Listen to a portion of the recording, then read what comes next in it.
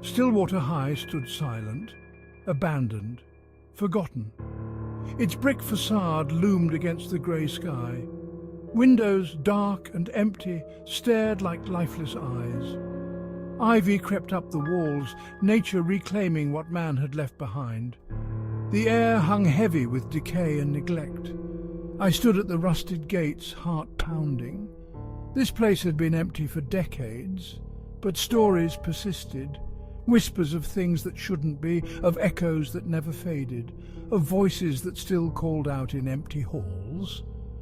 I was here to find the truth, or maybe just to prove my own courage.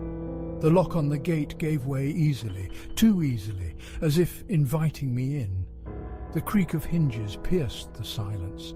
I stepped onto grounds overgrown with weeds. Cracked concrete paths led to the main entrance. Each step felt like a violation. The front doors loomed before me.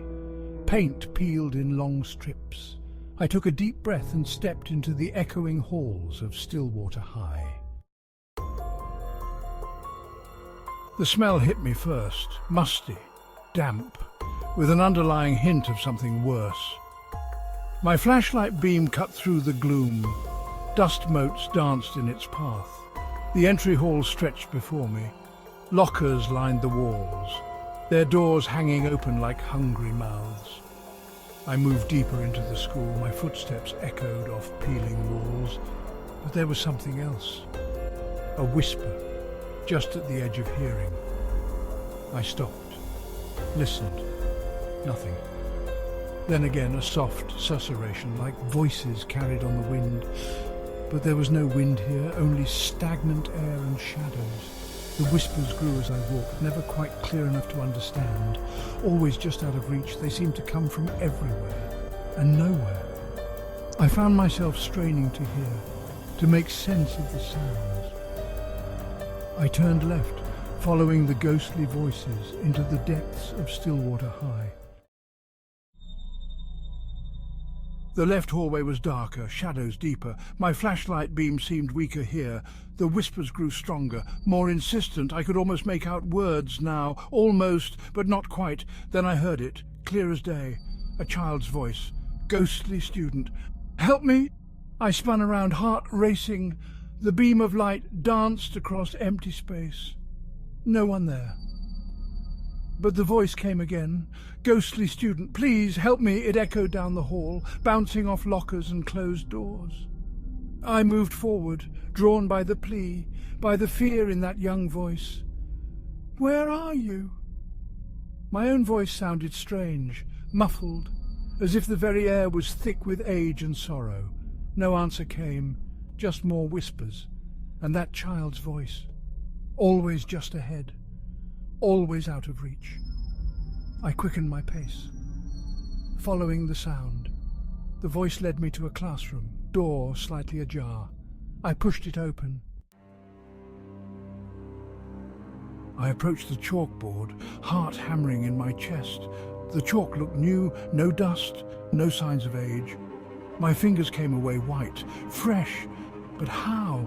This school had been empty for years. A sound behind me. I whirled around, flashlight beam cutting through darkness, a small figure darting between desks. But when I blinked, nothing was there. It was a locket, silver, tarnished with age. With trembling fingers I picked it up. The locket was warm to the touch. It opened with a soft click. The scream faded, leaving silence, heavy, oppressive. I stumbled from the classroom, the locket clutched in my hand.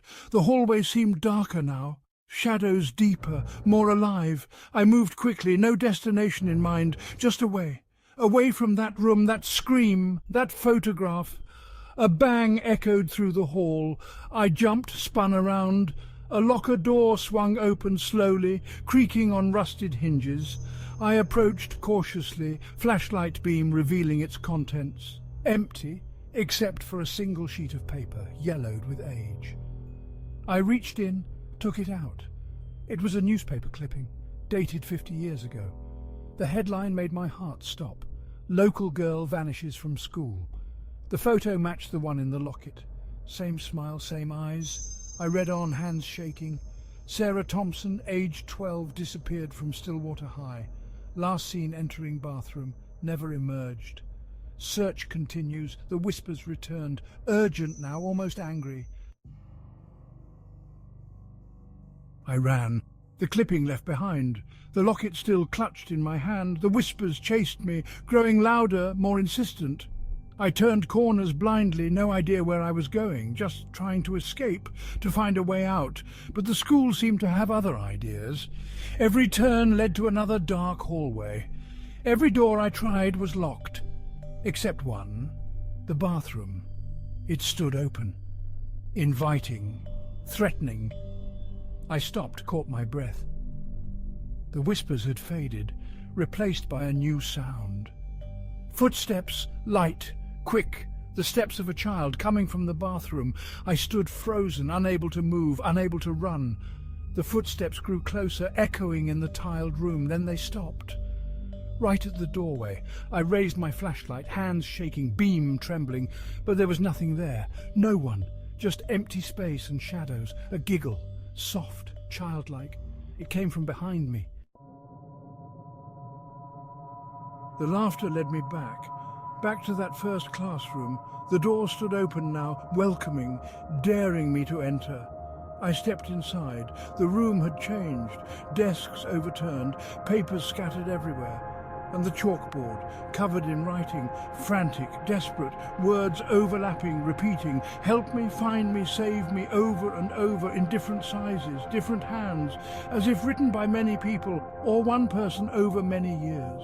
The chalk dust hung in the air, fresh, recent. I approached the board, heart pounding. The locket in my hand grew warmer. As I neared, the writing began to change, to move, chalk dust swirling in the air, reforming, new words appearing. Behind you! I spun around, flashlight beam cutting through darkness. For a moment I saw her, Sarah, just as she looked in the photo, but wrong. The laughter faded, replaced by whispers. Dozens of them, hundreds, all around me. The air grew thick. The locket burned in my hand. I raised it, pressed it against the plaster. It sank in, as if the wall wasn't solid at all, revealing a hidden space beyond, dark, confined, and filled with whispers. Dozens of them, all ages, all wearing clothes from different eras, all looking at me with hollow eyes. They reached out, silently pleading, and I knew what I had uncovered, what the school had been hiding all these years. The truth hit me like a physical blow. These were the missing children, the ones who had vanished over the years, decades, their disappearances covered up, hidden away by those meant to protect them. The whispers grew louder, more insistent. No longer just noise, but words, names, dates, stories of betrayal and pain. I scrambled to my feet, ran to the door, but it slammed shut, locked, trapping me inside. The desks began to move again, scraping across the floor, forming a circle around me. The children's spirits emerged from the wall, no longer confined. They surrounded me, their eyes filled with a mixture of hope and accusation. Sarah appeared before me, solid now, real.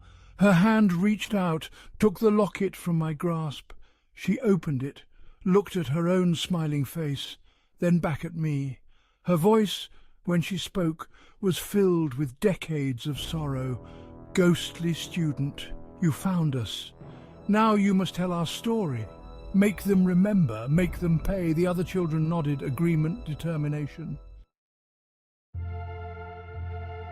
The spirits faded. The door unlocked. I stumbled out into the hall, my mind reeling, trying to process what I had seen, what I had learned. The school seemed different now, the darkness less threatening, more sad, a place of tragedy, of lives cut short, of justice long delayed. I made my way to the entrance, each step heavy with the weight of knowledge, of responsibility. The whispers followed me, but they were no longer frightening, they were grateful, hopeful. I pushed open the front doors, stepped out into the fading daylight. The real world seemed strange now, unreal, I looked back at the school, its windows no longer empty, faces peered out, young faces watching, waiting. I knew what I had to do. The story had to be told, the truth revealed, no matter the cost, no matter who it hurt.